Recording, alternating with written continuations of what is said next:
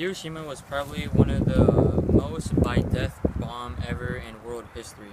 On World War II, August 6, 1945, an American bomber dropped the world's first atomic bomb on Japan in the city of Hiroshima.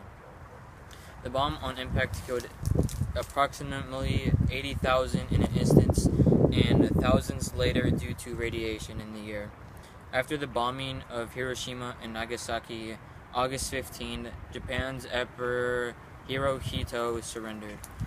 And a lot of people may ask, well, why Hiroshima and not that other state?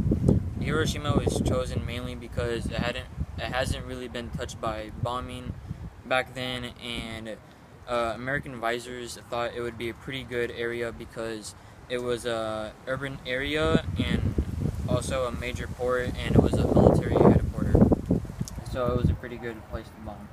And before the bomb was dropped onto Hiroshima, Leo Lizard, a scientist who experimented on these atomic bombs and led the test to it, wanted to start a petition to stop the bombing, and 88 of the scientists there signed this petition to stop it. So Lizard sent off the copies, but the petition that was sent by him was thrown away by Robert Oppenheimer. But before that, General Leslie Groves heard about the petition and asked his own scientists what they thought. And 46 of them wanted to find a different way to stop the bombing, and 15 wanted to just go for the bomb. But weirdly, it was changed. Somebody changed it to where only 87% wanted the bomb to go off, and the petition was filed away. But the good thing was that President Truman never even got to see this information.